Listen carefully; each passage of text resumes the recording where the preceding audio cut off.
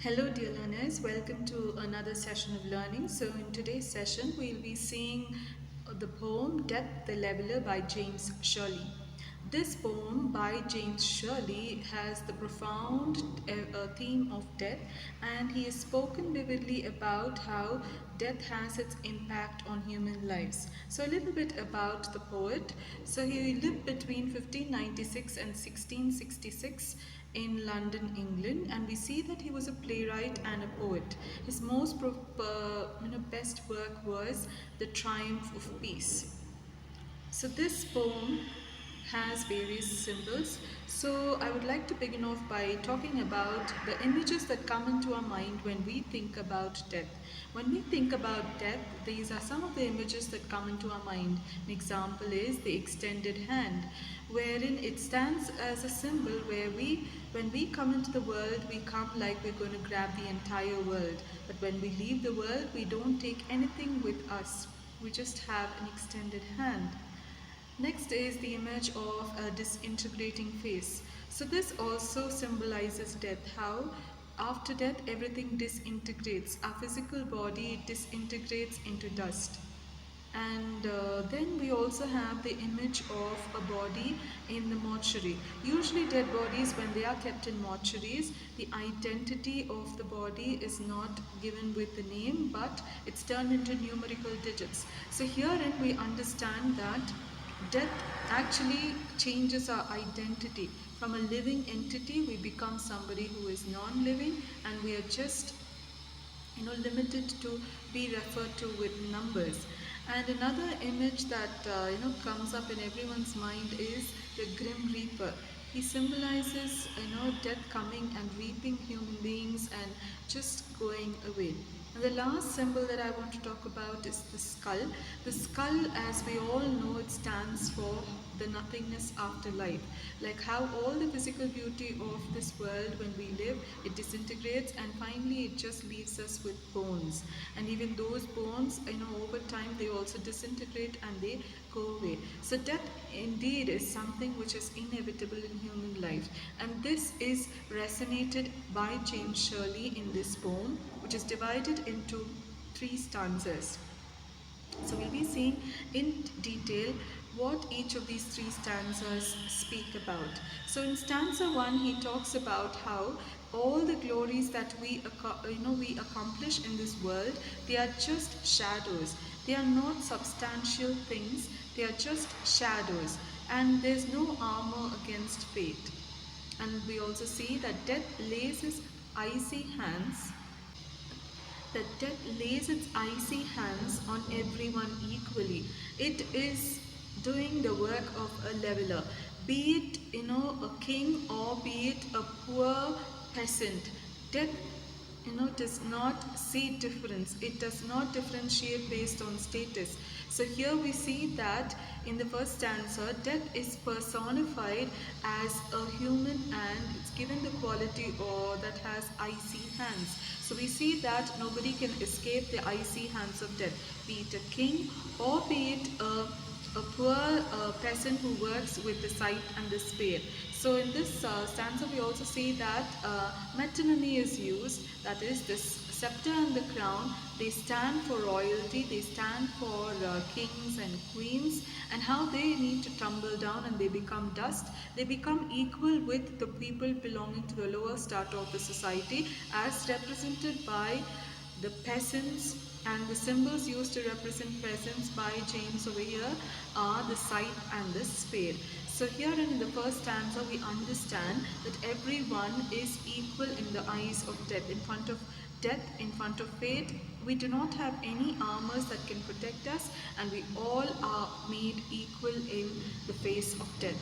In second stanza, we see that the imagery of death is further extended, and here human beings are considered like as prisoners. We are prisoners of fate, and we might garner a lot of accomplishments. We might reap a lot of accomplishments during our lifetime, but at the end of it all, we need to yield to fate. We need to submit ourselves to fate. Maybe somebody might die young, or somebody might die older, early or late. They all have to stoop to fate. So nobody can escape the hands of fate. Nobody can escape. So we are all pale captives of death. So we are all captives of death, and there's no way that we are going to escape this doom. Moving on to the third stanza. In the third stanza, we see that everything withers away, and I know at the end of it all, at the end of a human being's life, they are brought to the death's purple altar. So, purple altar refers to death being given a royal treatment where death actually brings everyone to its altar, and over there the victor becomes the victim and they bleed. So people who claim that they are victorious in life, even they become victims and they bleed, and your heads must come to the cold tomb. So here everyone must die. No, there's no way that people can escape their fate, no way that people can escape this tomb of death, which is always there. It is inevitable.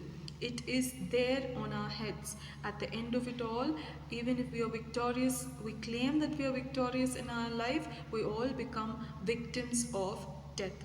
So throughout, in these three stanzas, we see that death has its power.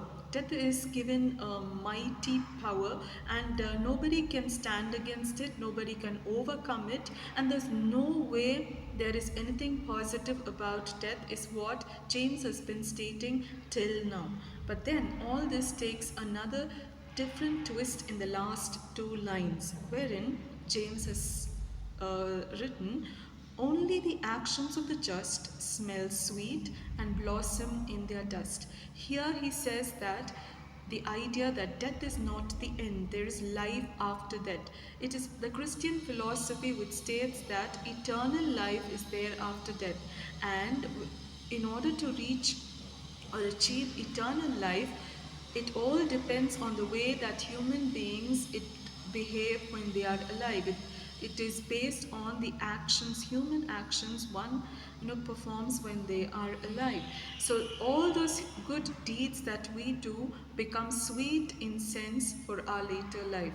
So he finishes off with a positive note that although death is something which is mighty, death is something that is inevitable, death is something everyone has to stoop to, but still at the end of it all, there is also a hope beyond death, because there is life beyond death, and that life beyond death is like a reward for all those who have lived a good life, who have performed good actions. So this is how the poem ends. So some of the salient themes that are discussed are inevitability of death, how death cannot be denied. Nobody can deny death, nobody can escape death. So it is inevitable. And futility of human vanity. As humans, we state that we have won this, we would conquer that, we have got this, we have got this recognition. We may boast about all our achievements, but alas, everything is vanity. And it is futile. All our efforts to get fame and name are just futile things, because at the end of it all, we have to yield to death. And he also, the theme of egalitarian nature of death, how it is there, time immemorial, death is there, nobody can erase that truth. So it's a truth, it's a fact that death is there, and death cannot be overcome, death cannot be overpowered, death cannot be escaped. But still, at the end of it all, there is hope for human life. So I hope all of you were able to understand the different ideas and themes put forward by James Shirley in this poem, Death the Leveler. And this poem really shows us that death is a leveler. It levels everyone. There's no status, there's no person, there's no name, there's no laurel in front of death. Everyone is equal in the eyes of death. Thank you all for listening, and happy learning. Thank you.